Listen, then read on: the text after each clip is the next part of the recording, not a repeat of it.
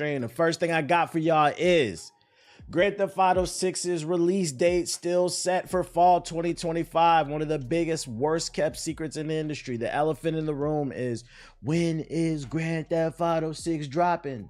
Some analysts were saying they wouldn't be surprised if it gets pushed back to 2026. And because of this, major studios and publishers are not releasing release dates for their video games because they're scared they're going to release right next to GTA 6. And we, the consumers, have a limited amount of funds. We can't buy everything, so they want to make sure there's some money there on the table left so that people can buy their game. Doesn't matter how good your game is if people are balling on a budget. You also can't escape the fact we don't know what the economy is going to look like a year from now. You know, people might be balling on a budget even harder. But we have an update. Grand Theft Auto 6 is definitely coming out fall 2025. Let's talk about it. GTA 6 is set to release fall 2025. Its parent company, Take-Two Interactive, has insisted. That's the publisher of Rockstar. Reporting its third quarter ending December 31st, 2024 financial results, the Rockstar owner listed GTA 6 for fall 2025 on PS5 and Xbox Series. It means that for now, at least, GTA 6 is still on track for its previously announced release window and has not been delayed. Speaking to IGN ahead of its release of its financial report, Take-Two Interactive CEO Strauss Zelnick said that while there's always a risk of slippage, the company feels really good about fall 2025. Looks like there's always that's the same thing. Look, there's always a risk of slippage, and I think soon as you say words like absolutely, you jinx things, Zelnick responded. When IGN asked how confident he was that Rockstar would hit the fall 2025 for GTA 6, so we feel really good about it. Translation, this is not definitely coming out in 2025. You got to read between the lines on this, actually. What this means is the company, the parent company, Take-Two Interactive, is putting a lot of pressure on the dev team, Rockstar, to get this out. And I'd imagine, and during some board meeting between Rockstar and Take-Two Interactive, Rockstar said, we are confident it's coming out in 2025. And the board is probably like, you need to make sure I'm not still 100. Yeah, translation, what I'm getting from this is they're putting their developers under time crunch. Disgusting black creature. But this actually doesn't guarantee. I only read the headline. This is my first time reading the article. In my opinion, if you read between the lines, this doesn't guarantee 2025. When asked for an update on how development of GTA 6 is going, Zelnick kept his cards close to his chest. See, he don't even want to say nothing. Look, I think the game is eagerly anticipated both internally and externally, he said. We know that Rockstar seeks perfection. I never claim success before it occurs. I'm fond of saying arrogance is the enemy of the continued success, so we're all running scared and looking over our shoulder, and we know that the competition is not asleep. Our whole organization is super excited. Translation. We think Grand Theft Auto is going to be a success, but we don't know how successful. And we don't want to put the cart before the horse. We don't want to hype up our investors that this is going to be the biggest video game of all time until it actually happens. We're nervously awaiting the results. So they would like to have it out this year, but no promises. That's the vibe I'm getting. Because, like, why no release date? The GTA 6 release date is one of the hottest topics of all of entertainment, with rival publishers waiting. Yep, like I said, they don't know when it is. But hey, they said 2025. We are now into month 2, February. We still don't have a definitive release date. My prediction, if we don't get a release date by May, I don't think this game is coming out in 2025. Unless they do some asshole shit. Because you know what? Here's a plot twist. Here's some food for thought. What if this is a situation where they're actually confident it is going to come out this year, and the reason they haven't given a release date is because they get a kick out of having everybody else scared? What if this game internally is slated for an October to November release, right? But they're not going to tell the world that. They're going to wait until then. They're not going to tell everybody till like probably September, October, just to fuck with people. Then they're the only game that comes out this year. Because, I mean, if other games are slated to come out this year, regardless if they're waiting for GTA 6, they can't wait forever. They got boards to appease as well. So they're going to have to, people going to have to make a move. This is war. This is business. They really going at it. $199.99. You think that's the reason they hiding the release date? Because they don't want it. Then they also going to have to reveal the price point.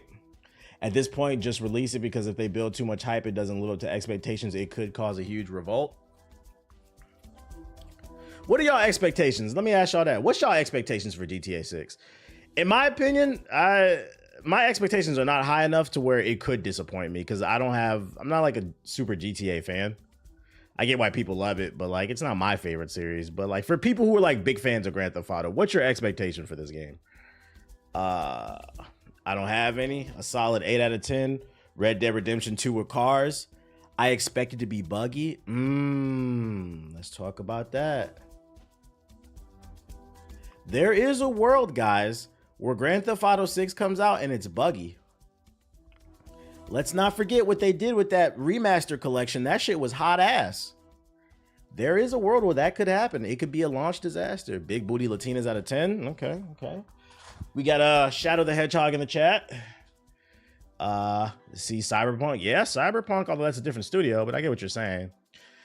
They have a great reputation. Overly long stories. Well, I guess you forgot the remaster collection.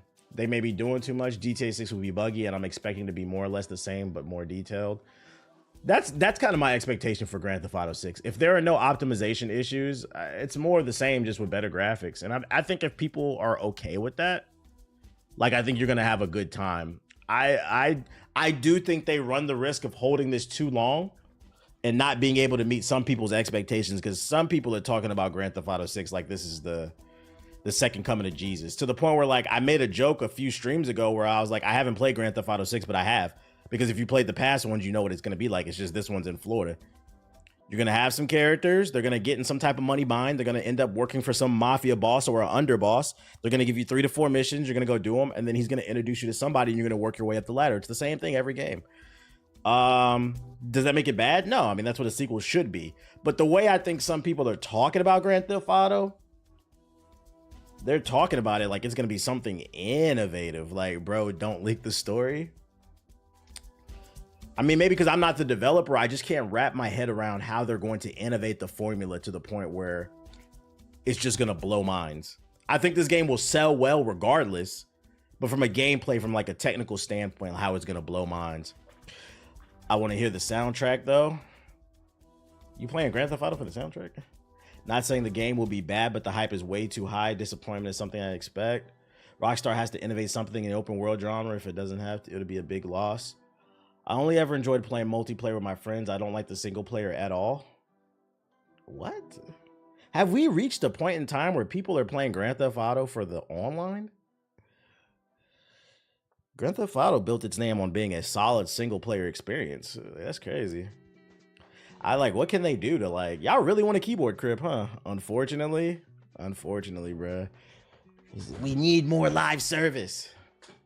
Each button will be mapped to a different limb. What? Did that during GTA 4? We'll see. We'll see.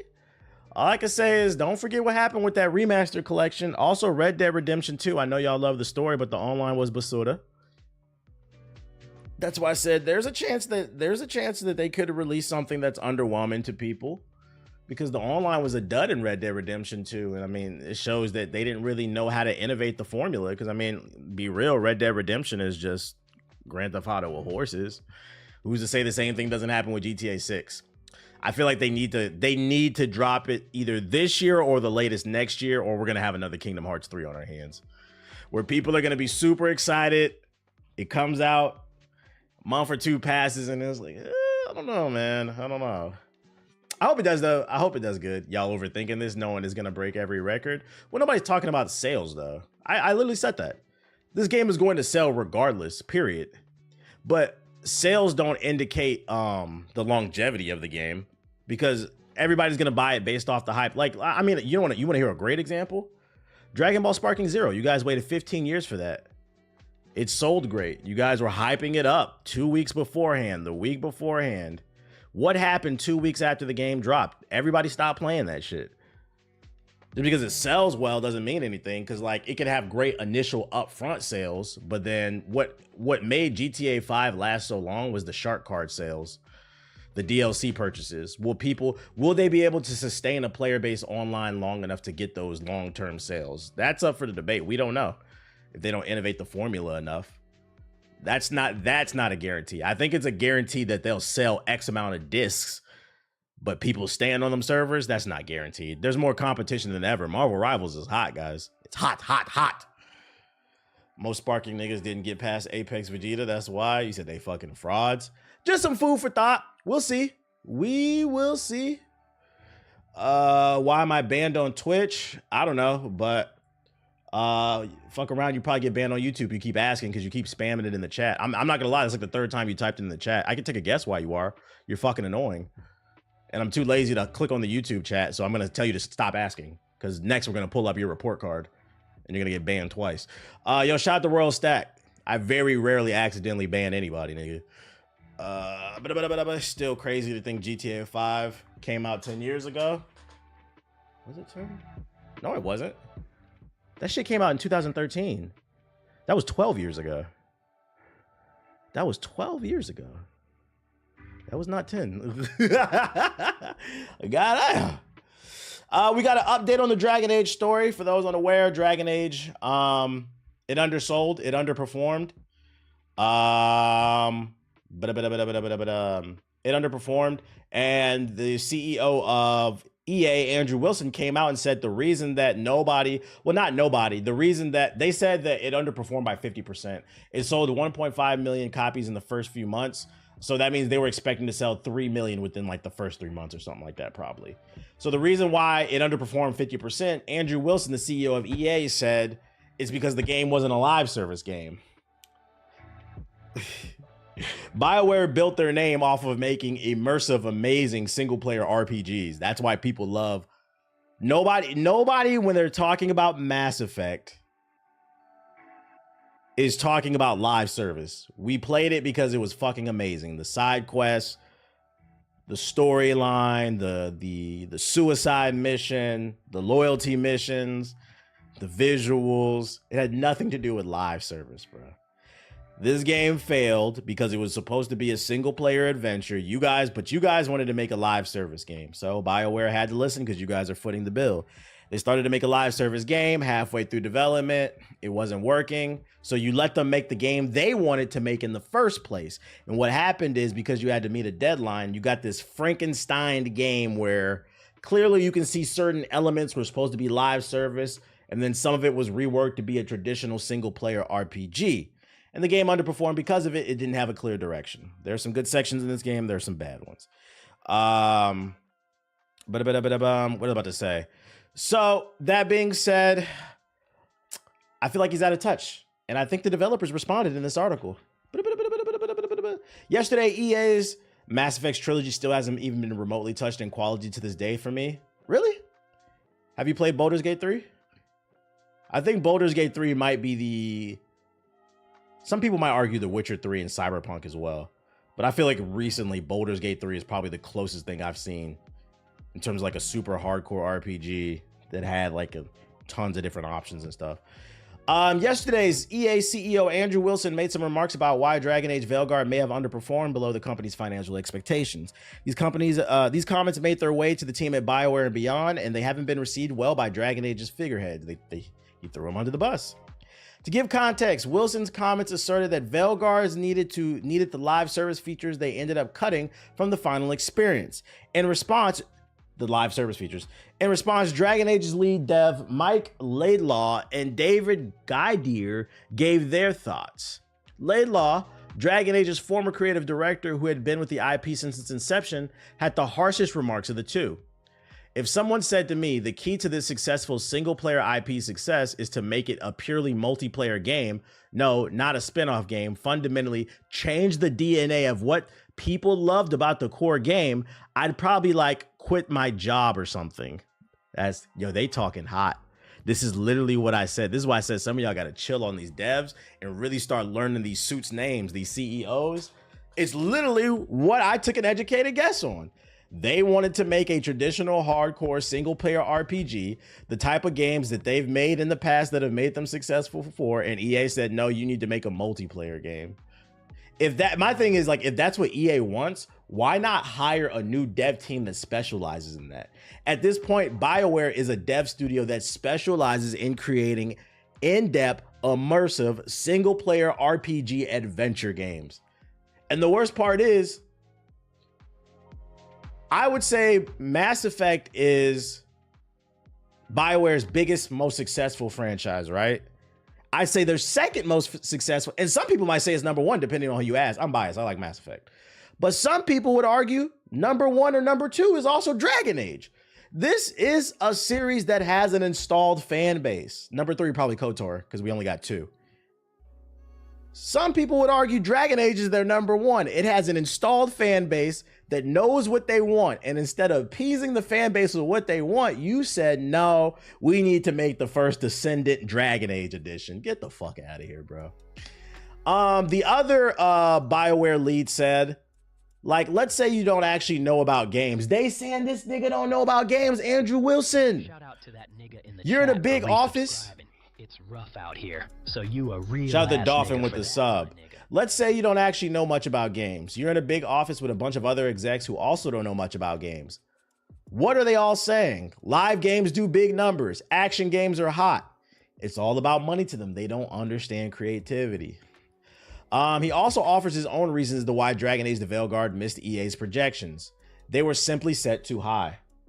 For a return of the series after 10 years, they wanted numbers that could do Buku, I guess he was trying to say. Whatever they are, they didn't really get them. Does that make Veilguard a failure? Depends on your metric. This is crazy. Crazy thing how these suits want more money but are unironically wasting it by interfering. It's a never-ending cycle of creativity versus business suits. And it's crazy because now we have the studio and the executives openly talking shit and bumping heads. I feel like BioWare is at a crossroads where they're getting sick of their shit. I think what sucks for them too is they didn't really want to make Anthem. They made it because EA wanted a live service game, and BioWare doesn't specialize in making live service games. That's why that game failed. And instead of letting BioWare get back to form, they're still trying to force them to make live service games after Anthem was a bomb. We're at a crossroads with BioWare. I can see a world where if the next Mass Effect game doesn't succeed, one of two things is going to happen. Either EA is going to dissolve BioWare, or we could see a potential buyout. Let's say the studio has enough money stockpiled to where they're like, let us buy ourselves out of our contract and go find a new publisher. We can't deal with y'all. And you know, the crazy part is, I remember back in the day when EA first purchased BioWare, I don't remember who was Mass Effect 1 published by. Mass Effect 1 publisher. I believe it was Mass Effect 3 when they had joined EA. That was their first game under EA. The publisher, developer. Who the fuck published it though? Let's go to the wiki. I mean, we could actually ask AI. Publisher. Oh, Microsoft published it. That's right. Because for those unaware, the original Mass Effect was an Xbox 360 exclusive. That makes sense. It was during Mass Effect 3 that EA purchased the studio. And I remember it being some conversations online, but you know, the internet wasn't as like, social media wasn't as popping. People were worried that EA might fuck over BioWare. And I feel like we're starting to finally see that come. I feel like that's finally starting to see that come. This is unfortunate, man. This is what happens when business and creativity can't get on the same page. It's a very rare combination. Whatever happened to that Judas game? What do you mean? I think they showed it probably a little too early. They don't have anything else to say. EA fucks up a lot of things. If it's not like FIFA, Madden, or college football, they don't understand it. It's been fuck EA for a grip, and it sucks because they have a lot of IPs people love. It's gonna be interesting to see how this continues to play out. What else I got for y'all? Oh, former EA and BioWare vets unveil Zelda-like co-op RPG called Cloudheim. The Legend of Zelda Breath of the Wild and its sequel, Tears of the Kingdom, were two of the most influential action RPGs of the last decade. That influence is particularly felt in Cloudhelm, the upcoming debut title from Noodle Cat Games. So this is a new studio from former EA devs, specifically ones that worked at BioWare. In the first trailer below, Cloudhelm does an admirable job of creating a visual style. Man, let's just look at the trailer. Fuck that shit.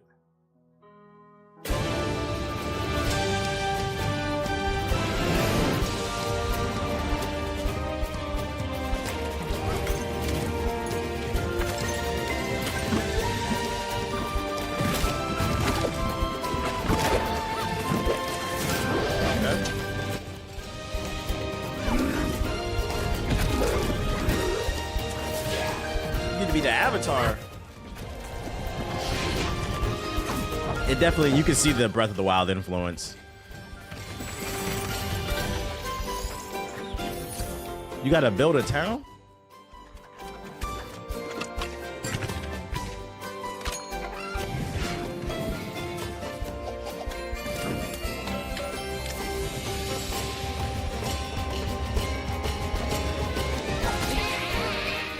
Is this co-op?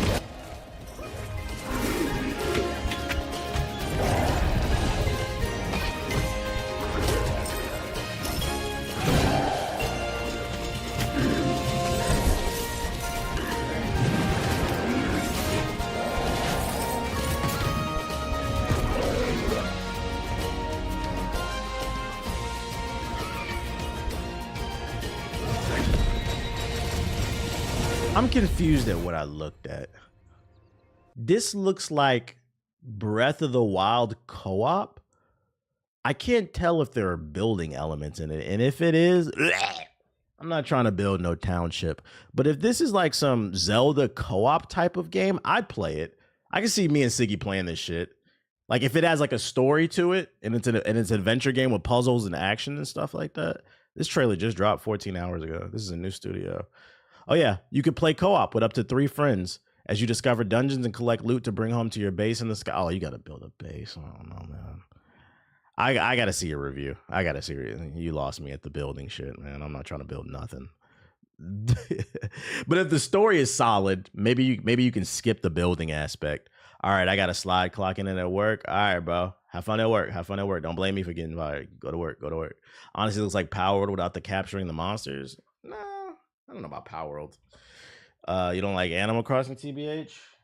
I did like Animal Crossing. That was the rare case, but even still, Animal Crossing ran its course for me. I think I liked Animal Crossing because it was funny. The whole O boy money and shit teaches economics. Not Power World, but Animal Crossing is a good game to get to a kid to teach them basic economics. You playing Marvel Rivals tonight? Absolutely not. So yeah, that's that game, Cloudheim. That's coming to PC soon, I guess. We should keep our eye on that. I want to see some reviews on that, what the people are saying. We got a new Dune Awakening trailer. This is supposed to be for that new Doom MMO.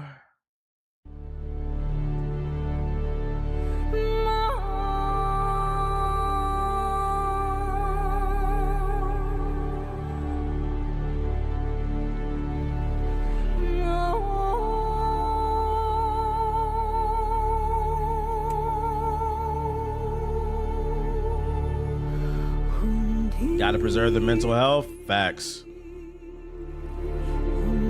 Also, it's the stream curse. Whenever I don't stream that game, I have good games. I cut the stream on and play Marvel Rivals, and the matchmaking gives me the most dookie teammates imaginable, and it just tilts me, and then I go on a slide. Like, I gotta take a break from stream. It's the stream curse, man. It's the stream curse. Bro,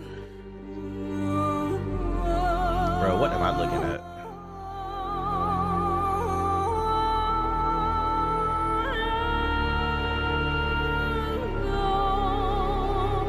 Who will fear the goddess if you ain't there? I feel that. I feel it. Fear the goddess.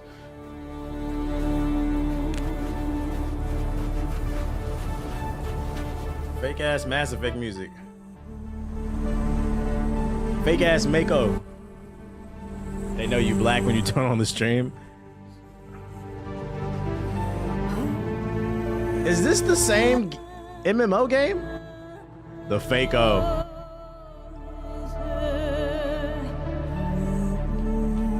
Is this just looking at environments? Don't miss the doing on it. Yeah, this is the MMO. Players will score. Yeah, this is just looking at the. I don't care about this, bruh. I want to see gameplay. I want to see what's the gameplay loop. I'm sorry, y'all. If you want to look at this by yourself, you just want to look at the environments. I'll drop the link in the chat. I'm not looking at that. I'm hearing good previews about it. They dropped the preview a few months ago. It was getting good previews. I'm interested in it. I haven't played an MMO in a while. Stop hitting me. That's not nice. Stop hitting me. Other news, some positive news. That is the gameplay. I hope not, because I won't be on that shit. Steam adds a new warning for dead early access games like Unsung Hero. We're about 10 years too late. I watched the video from a smaller YouTuber that got invited to the playtest. He actually had a good amount of footage. Just seems like another multiplayer survival game. Say it ain't so. All things action. Say it ain't so. Somebody drop a super chat. Act like y'all live in that YouTube. Hit the like button. And a feature that should have been added a long time ago. As SteamDB pointed out earlier today, the revised warning appears inside the... Oh, wait. Have you ever come across an early access game on Steam and decided to look pretty cool and download it, only to realize it was kind of busted and never getting updated again? It's long been a topic among PC gamers, and Valve now has a new tool to hopefully reduce such occurrences. A warning on Steam pages for early access games will now tell prospective buyers how long it's been since the game was last updated. So now, if you invest and you buy an early access game, it'll let you know.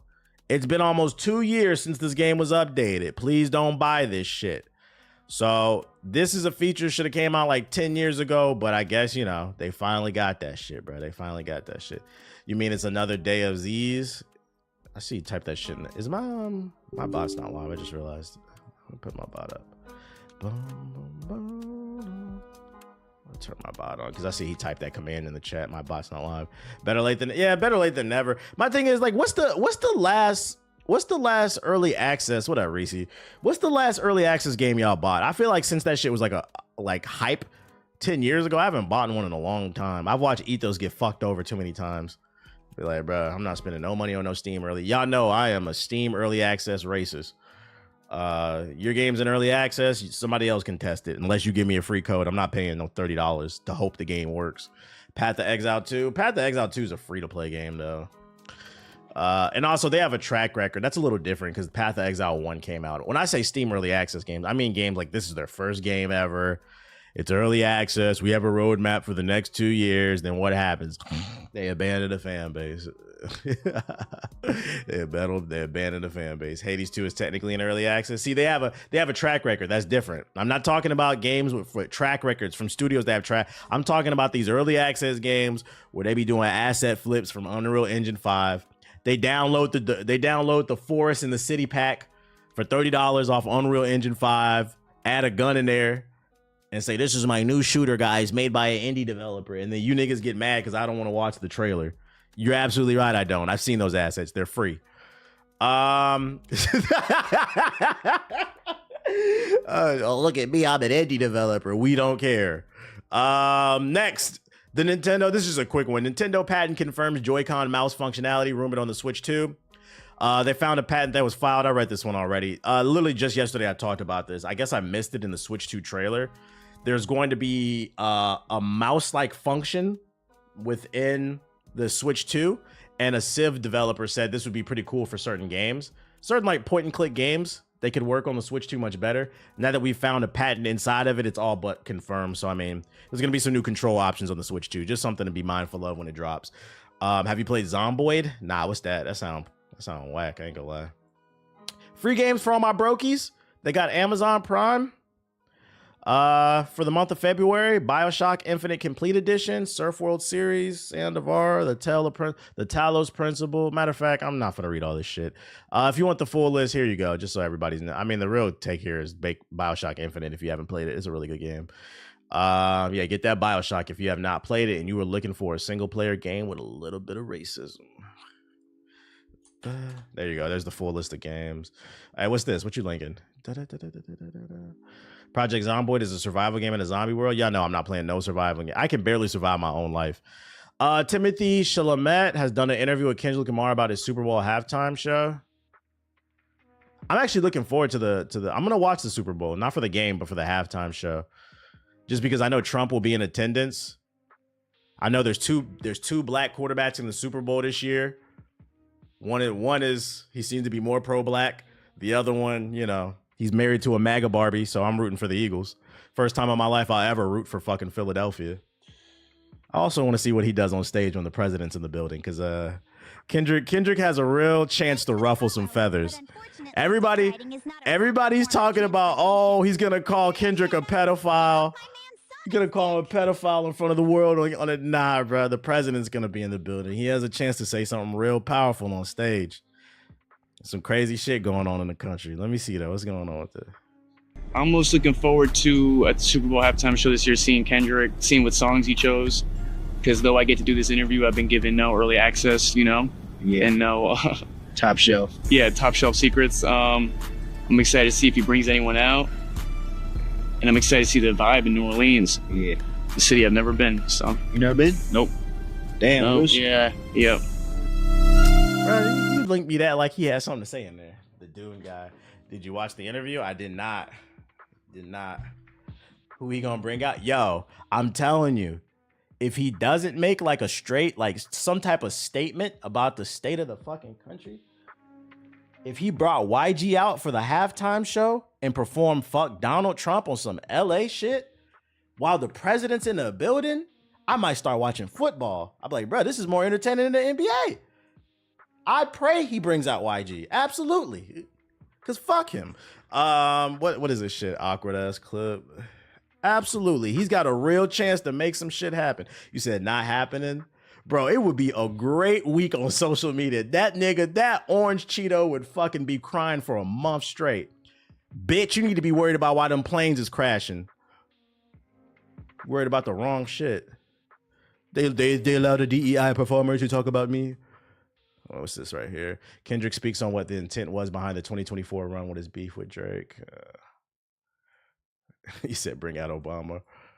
I think from day one was to always keep the nature of it as a sport. You know, I don't care how motherfuckers look at it as far as like. I'm so mad you got Luka. Mavs can have. Why you? Hey, what the fuck? Here y'all go with this shit before we get into this clip. Now, I lived in Florida for 2 years. By year 2, you niggas was calling me the Florida man. I am from Washington, D.C. I've been in LA for 3 years now. Now I'm an LA nigga. I'm mad y'all got Luka. I'm not a Lakers fan. Like, I don't claim LA. LA niggas hate me. I slander LA, bro. I be slandering the people I'm cool with out here. I be slandering people. I'm not from LA. What the fuck is wrong with y'all, man? That's why earlier I said for the first time in my life I'm rooting for the city of Philly. Because for those unaware, on the East Coast, let me try. How can I equate this to the West Coast? Who does? I guess the way LA and Bay people beef in California, DC, New York, and Philly. I don't want to call it like a beef, but like it's like a rival. We all just talk shit to each other. I went to school with a lot of people from Philly and New York. So yeah, it's like an East Coast thing. Like that's why I said this is the first time I'm gonna ever root for Philly.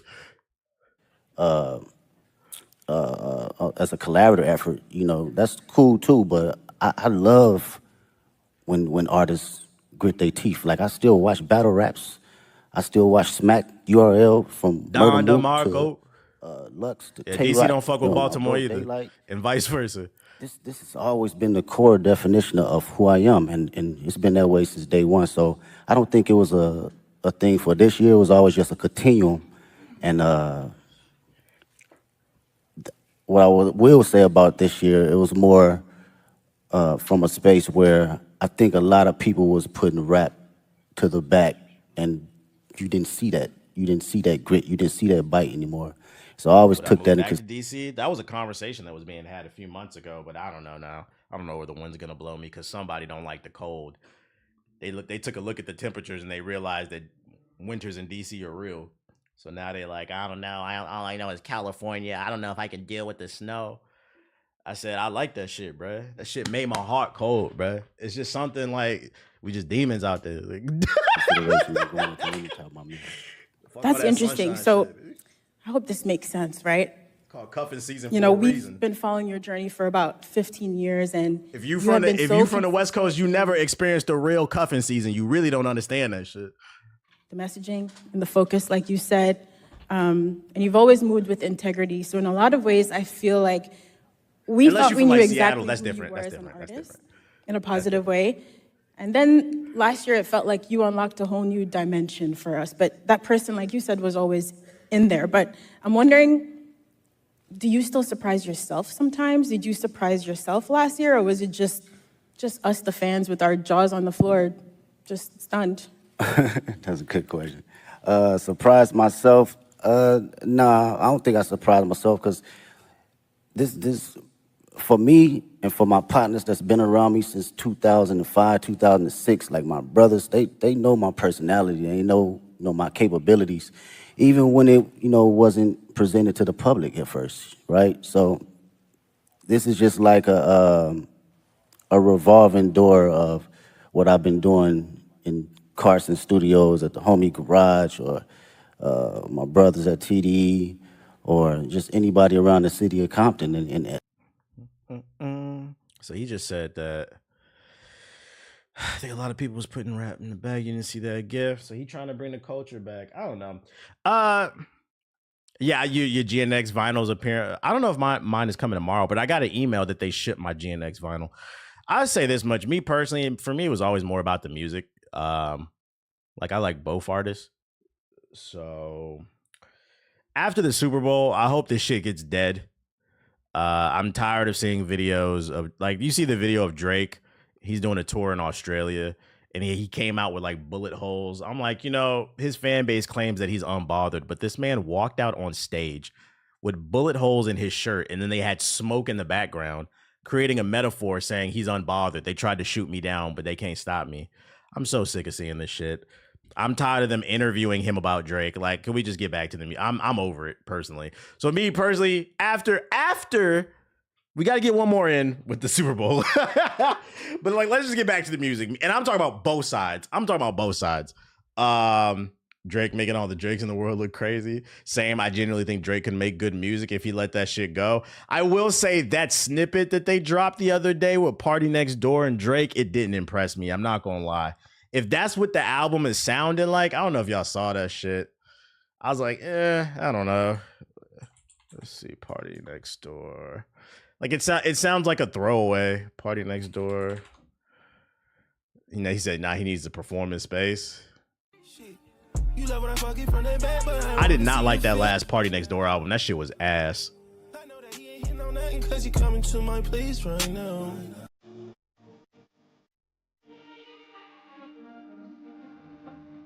Why this shit in 720p? I feel like he makes the same song over and over.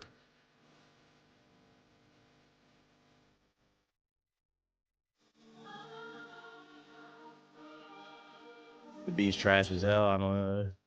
Drake need to do what Wayne did. Wayne turned since. Like for me, like the vibe I'm getting, I'm like, this is not what I'm looking for. Like, I don't know. I feel like for like stands, they're gonna eat it up regardless. But I feel like after you lost the battle, and one of the biggest takeaways from that battle is he's having a midlife crisis. This is a man that's drugged out, fucking 24-year-olds complaining that 24-year-olds are acting their age and shit.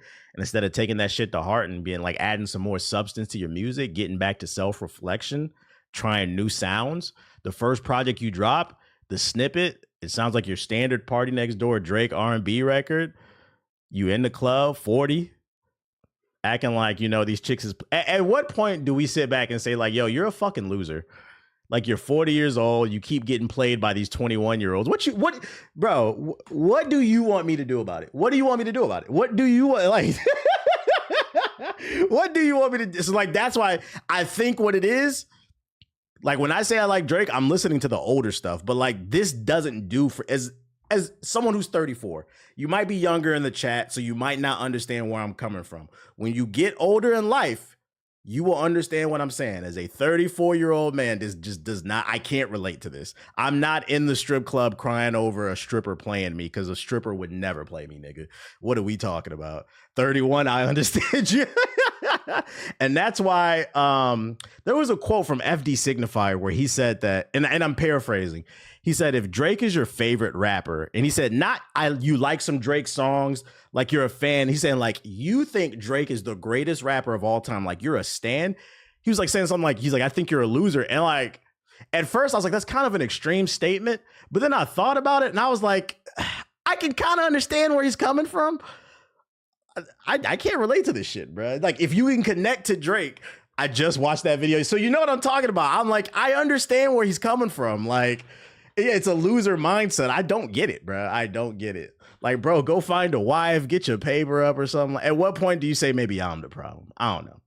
We'll see. I'm going to still listen to it. I'm going to give it a fair shot. But if this is what it's sounding like, I'm like, I don't really want to hear this. I'd rather just go listen to some real R&B. You said Cammy rolling her eyes right now. Cammy need to grow up. Was there anything else in this fucking section that I had for you? But to be 100% honest with y'all, like, this type of stuff doesn't do anything for me. Like, after the Super Bowl, can we just move on? Like where's hip hop going? We need to get